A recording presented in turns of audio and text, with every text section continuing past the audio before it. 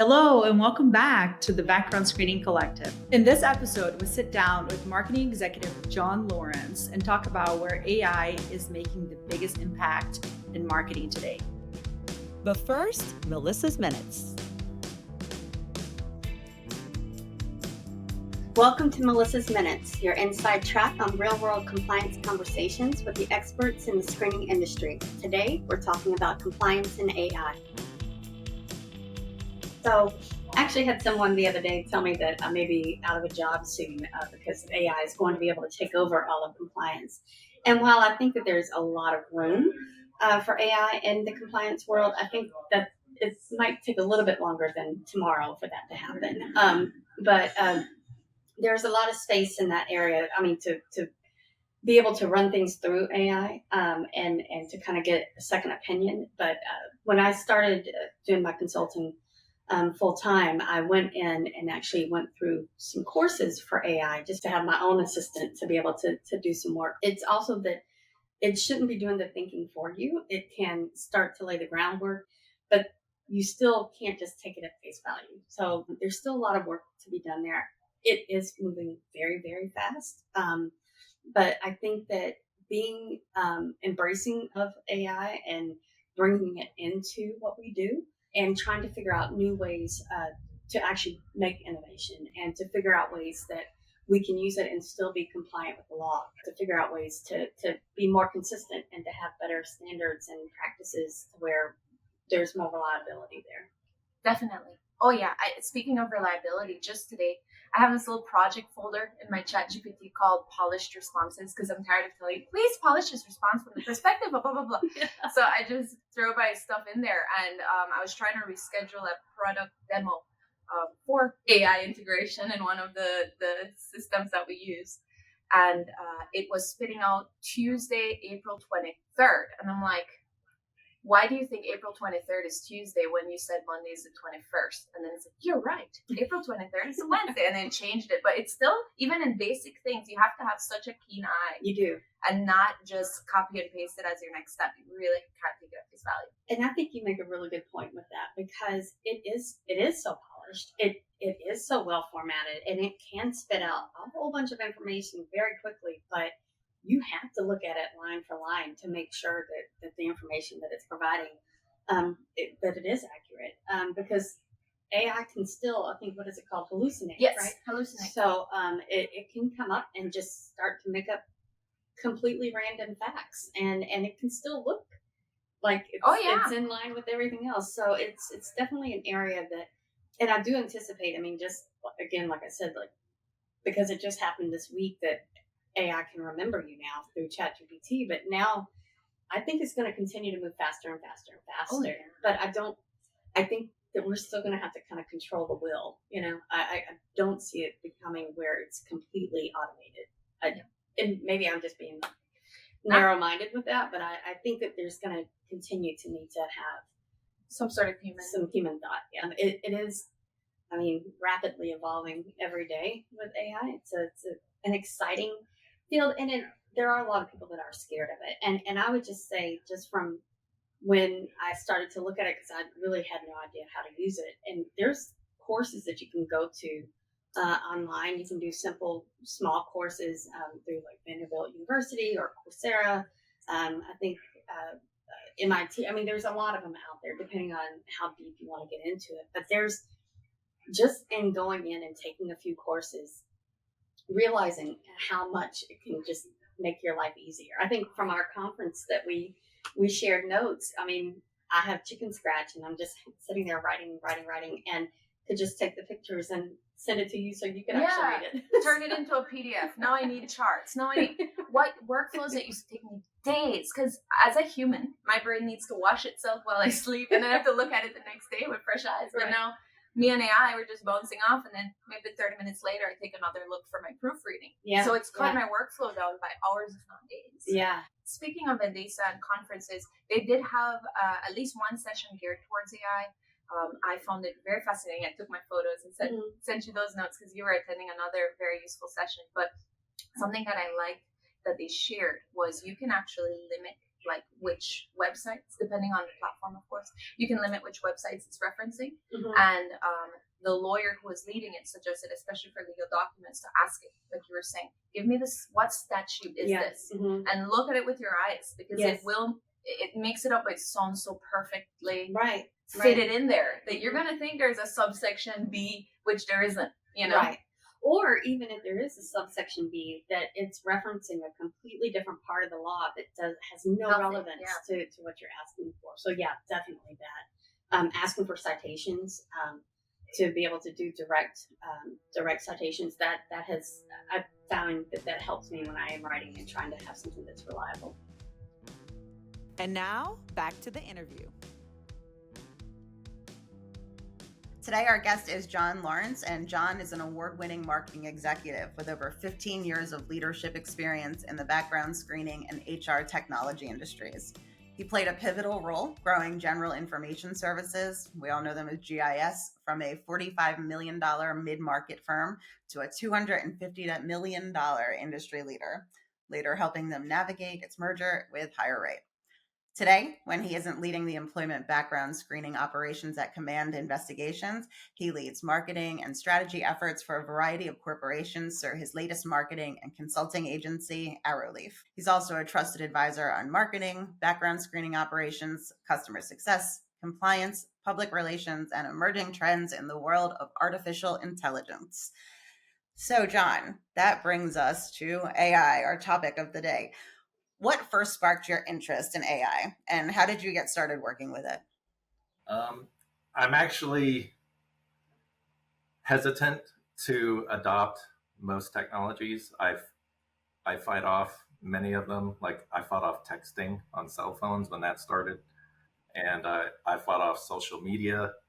And but with both of those things, I ended up adopting them. I also fought off AI, like I fought off all those other things until I saw a point where it was just so helpful that I just couldn't avoid it anymore. And I actually first started using it to tell my son bedtime stories. Wow, how interesting. Do you know what's so funny about that? My old boss, the chief product officer, he was the first person that showed me AI. And he's like, do you want to write a nursery rhyme for your kid or like a bedtime song, like a lullaby? And ChatGPT wrote lullabies to my kids. It was so cool. My wife would tell my son a bedtime story every night, and she does the bedtime ritual. And then she's a nurse, so sometimes I would have to fill in and do that. And he did not like my bedtime stories. So I turned to ChatGPT and I had it write this creative story. And then the next night, my wife went in to tell him his bedtime story. And he was like, I want to hear that story that Daddy told me last night. She was like, how did you write such a good story that he loved? And so now we both use it for that. But then after that, I did turn to AI when I was creating my own CRA back in 2023. And there's just so much content, not just the website, but also just forms and documentation. So I had to turn to ChatGPT to help me make it. And it helped me get through it. And I was able to make this home office acceptable by 2 different credit bureaus as a CRA. So. That's awesome. I've been through that process before. I myself started a CRA before joining the wholesale space. And it's quite interesting. You have to prove yourself to every vendor, right? And the home office thing, even though it's become a more normalized stuff since 2020. Yeah, that was one of the few benefits of COVID was it made it acceptable to do background screening operations outside of the office. So that was one of the very few benefits of COVID. Well, let's get back to the AI end of things. So much buzz on AI, right? What do you think marketing leaders actually need to understand to make smart decisions in that space? Well, I think they need to realize that AI is your wingman, and AI should not be the lead as far as any of your marketing projects. So basically, think of your marketing projects and your campaigns as a cake. And so you have a variety of ingredients for this marketing cake. And AI is basically It could be the flour, the eggs, the water, the oil. But then you need a skilled marketing professional behind that. And the skilled marketing professional is what provides the sugar, the flavor, chocolate, fruit, the shape, and the creativity. So you can make marketing campaigns, marketing projects with AI, but if you don't have a skilled marketing professional behind it, you're just putting out all this bland, flavorless, useless stuff, and you can pump out so much of it. And which you can go scroll on LinkedIn right now, and you Yes. you can find all the companies that are doing this, where you can easily find all the ones that are using AI for their marketing, and there is not a skilled person that either understands marketing or that understands, like, our topic of conversation, like background screening. Because I saw one CRA who will remain nameless.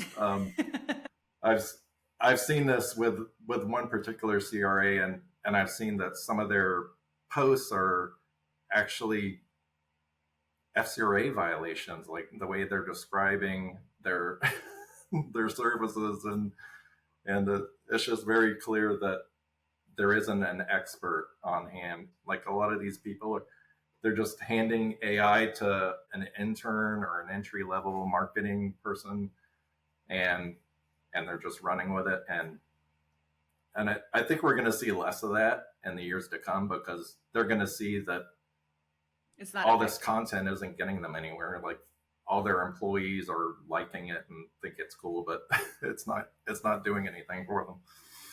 And it looks bad. Half Yeah. the time they have like spelling errors in there. I'm like, oh, and then you posted that. I'm like, oh, proofread, please. You can't But overly trust AI. Yeah. my favorite is the comments that are like no one speaks like this. Absolutely no one speaks like this. But as a foreign person, like getting through AI so that it can put in a way that makes most sense and gets my point across. I think it's very helpful in that way. Um, I'm not a writer like Robin is. It's communication degree, and so does Megan. So they're like they've been trained to like be able to communicate in a very effective way, and that part is definitely something I'm learning. But that's ChatGPT is so helpful for that. Like, you can change the intonation to whichever one you want, or what kind of message you want to pass in whatever level of English you want to speak with, and that to me is priceless. um, so that's awesome. What are the three key things that every marketing person should be aware of when sending them a message out?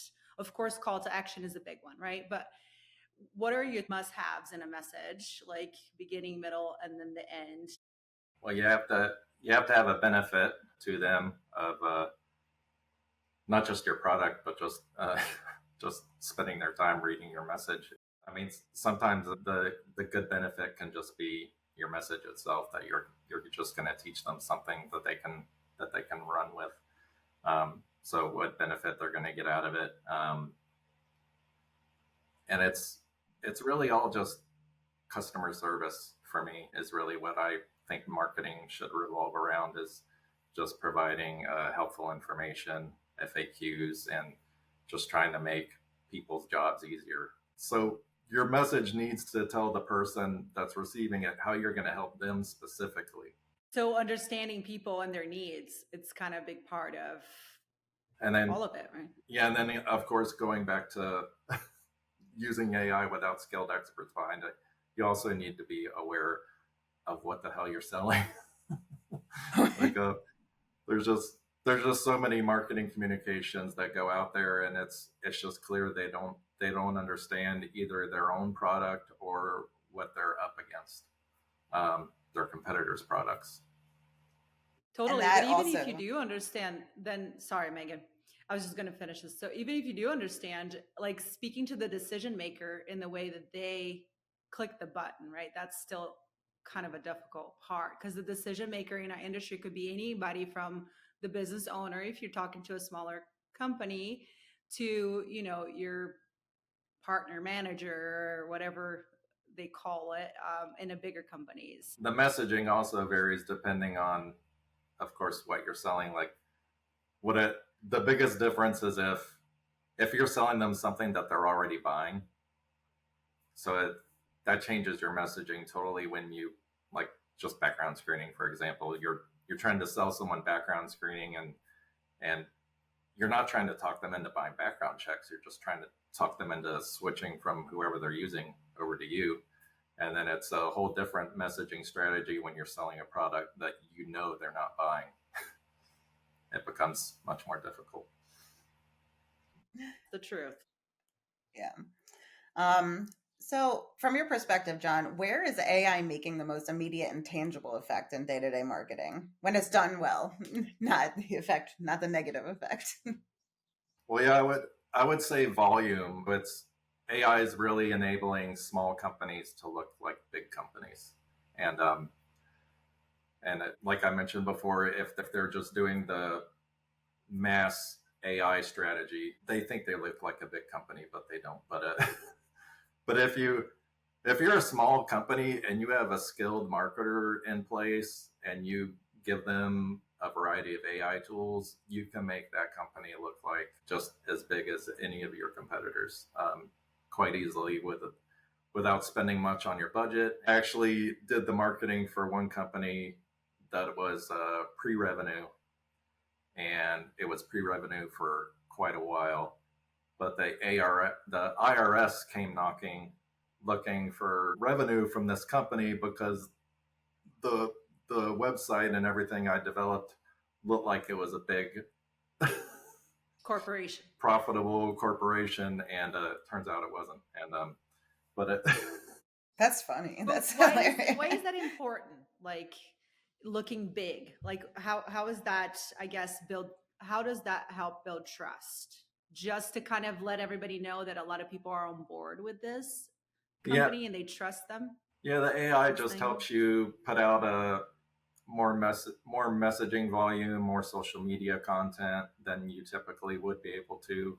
Um, you're able to invest a lot more into content and just really pump out a ton of content. And so the more content you're pumping out, and if it's good quality content, then it really helps you look like a established company. Of course, the big companies, they're taking AI into the operation and into technology and other areas that the small providers really can't. But as far as marketing and AI is concerned, it really helps the smaller companies more than the big ones. I think it's like one of a huge benefit is name recognition, because there are a lot of small companies out there, and AI, if you're just getting stuff out, it's helping people really get their name out a lot faster, at least from what I've seen. And the SEOs too, right? Like all of that's part of kind of being able to get seen, right? Because if your message is out there but no one's seeing it, then that's a moot point anyway. So Yeah. It helps in all those places. Yeah, AI really helps fills in all of your weaknesses and your gaps. See if you can plug AI into those holes, because quite often you can't. And you've worked in this industry a long time now. What's one core marketing principle that hasn't changed, no matter how much the tech evolves? I would say copying winning strategies. So my entire marketing career, I'm always looking at not just competitors, but people maybe outside of my industry that are doing things really well that I want my business to do well. And then I just research their marketing efforts and how they're achieving that. Yeah, I just always recommend just go look at what your competitors are doing, what they're doing well, see if you can copy it. And if you can't copy it, just attack it. I'm coming for you, Izzy. That's a strategy. So acknowledging that these tools are evolving, now we're back to AI. Are there any AI tools you've personally incorporated into your daily workflow? There aren't too many that I would swear by, because I think a lot of these AI tools still need some work. But I obviously use ChatGPT daily, like many people do, and of course there's Copilot. But I'm looking into a lot of other tools right now, like SimilarWeb. SimilarWeb is an AI app that does competitive analysis of competitors' websites for you. So it's a quick way to do competitive research with SimilarWeb. Is And that is that free version too, or no, I mean, most of these all have free trials, so I would definitely recommend checking out the free trials. And Siona is a good SEO tool to check out. It's an AI powered SEO tool.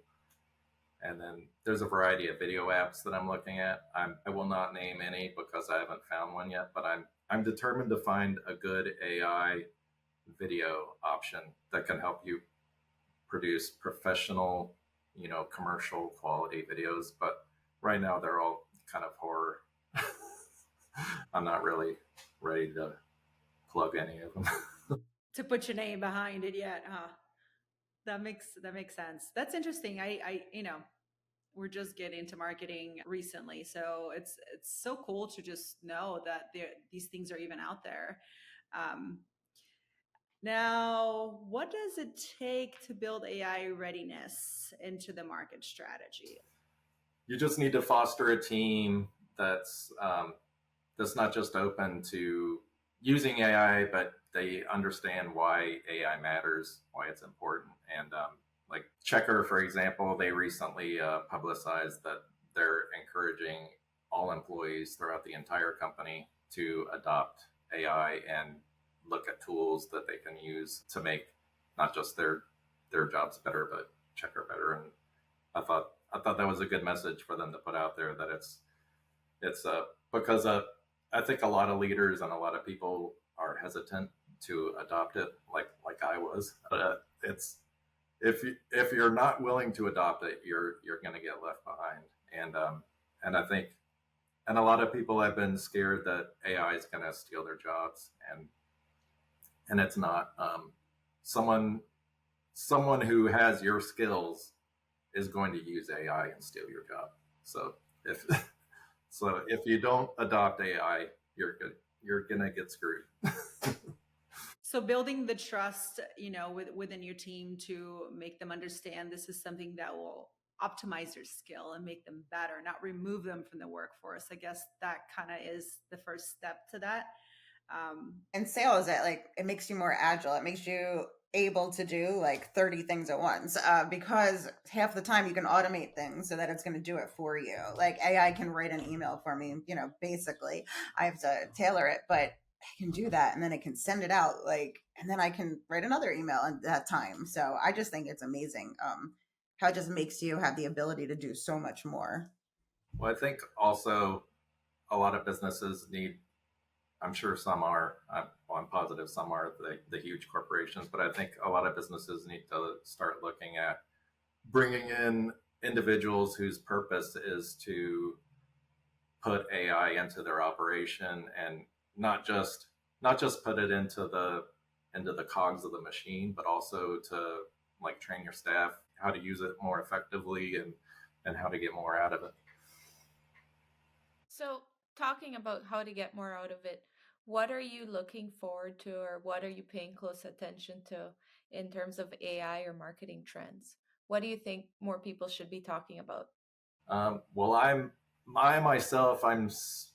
extremely focused on artificial intelligence optimization and generative engine optimization, it's basically the replacement of search engine optimization. But basically, what's happened over the last year is people are more reliant on AI than search engines. We've gotten to the point where more people are asking AI for suggestions and what background check company to use. More of them are asking AI that question than are asking Google or just a general search engine.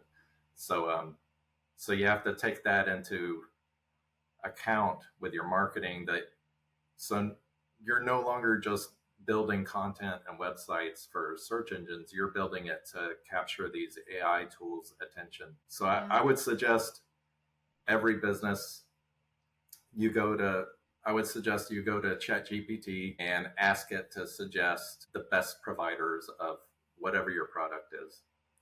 And don't do it in a chat you've been using. Open a new one. Because if you ask it in one that you've been using, it's going to say that it's you. Yeah, that makes sense. So, and then you need to go and research these companies that come up in that list. And you got to figure out why AI is recommending these companies and why isn't it you? And so you need to design your marketing, your website, and all your content through social media and all that, so that you can start to appear in those rankings, because those are the rankings that are going to matter. How do you balance your time between market research and implementation? Because it sounds like it's a constant research that you have to do to be effective in marketing. I sleep like 4 or 5 hours a night. Oh my goodness. So I'm not very good at balancing my time. And I'm actually leaving right after this podcast. I'm going to a Little League game. So after this, I'm going to ChatGPT and I'm going to ask that question. Like, it just blew my mind with that. I didn't even know, like, so there's so much we don't know, like, and that's the beauty of it. Now, getting out of AI a little bit and just getting into your basic marketing strategy, right? Like, in your experience, what's been the most effective call to action? Because I feel like you can have beautiful messages out there, but if you can't make people click, right, on that time and get them to act on it. I think just the power of information, like, people want something free, and it doesn't necessarily have to be a free trial. Like, everyone goes free trial, but what I'm saying is, like, free information. So I've found what's been really effective is to share insightful free information. And so in the past, with all the CRAs I've worked with, I've created client resource areas, just extensive websites with just compliance information, documentation, heat maps with turnaround times all over the country, and like the current status of how quick we're doing our work, and just all this information. And I built it for customers, and it certainly made them happy. But what was really effective is when I shared that resource information to prospects, because they were able to just go right in there and be like, oh yeah, these guys are, they're performing better in all these areas than the company we're currently using. And no, it makes so much sense. So it's not so much the question, it's what you're providing in the whole message that matters the most. Lightning round, I think we're there now. So we have our little end of our podcast where we just ask a few questions. Don't think too much about it. Just kind of like whatever comes to mind, you just kind of throw it to the world. Okay. I know we talked about ChatGPT, and that's the one I think most of us are most familiar with. But can you give us another one that you're like, oh my God, people need to know about this? That's easy to implement, right? You need to have some AI tool like Copilot. I mean, that's another good one. Copilot, ChatGPT, Perplexity. There's a variety of just tools that you should be using on a day-to-day basis that you should run everything by. And like right now, I probably have like 50 different chats open on ChatGPT, and they're all different. It's what's a piece of tech, not AI, that you just can't live without? Adobe Creative Cloud. So I've had a lot of marketing people use Canva. That's like Adobe, the cheaper Adobe option, and it's a bit easier to use. I've never used it, but I hear it's easy to use.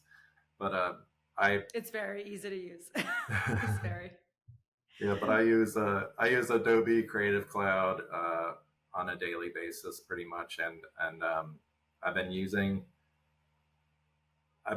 it since 1995. The most unexpected lesson you've learned from managing teams or marketing materials?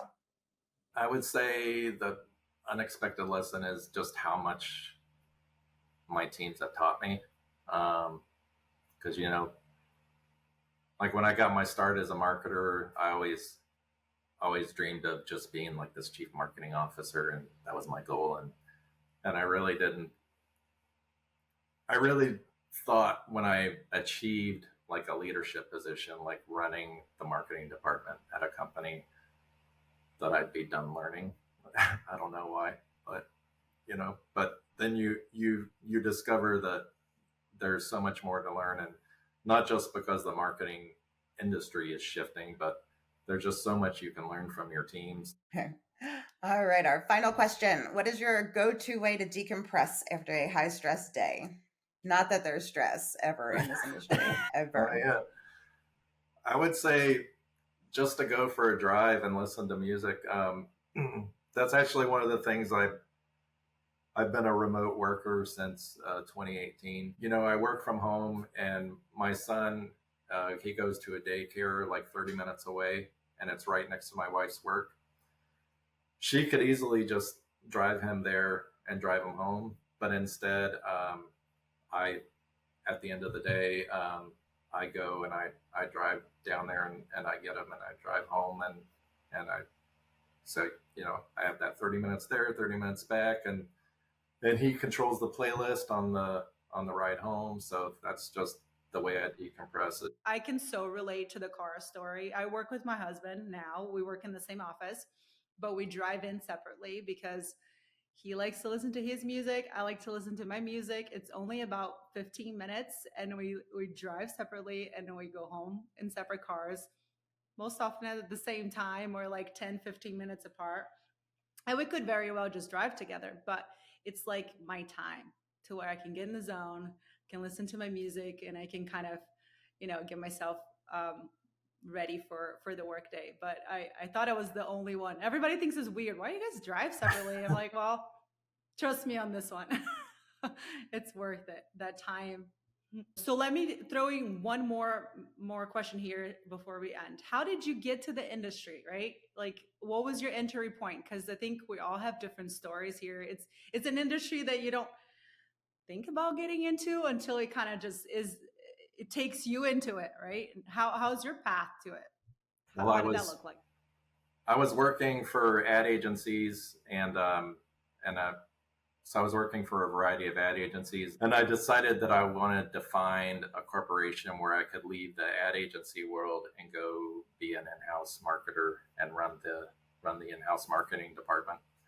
And then I came across an ad, and there was a company called GIS looking for a marketing manager at the time. And what's funny though is I thought GIS was Geographic Information Systems, which I'm actually certified in college just for fun. I got a certification in Geographic Information Systems, which I never used. But anyway, I saw that this GIS needs a head of marketing, so I applied to it, and then they called me for an interview. And then, of course, before the interview, I went and looked at their website, and I was like, "Oh man, this isn't geography. This is background check." So I went in, and and it was a lengthy interview process, but eventually they brought me in, and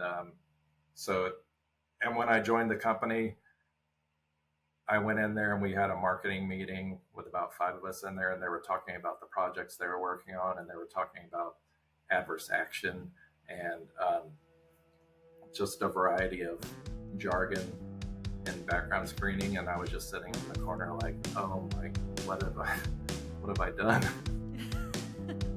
I was like, I'm never gonna know what any of this stuff means.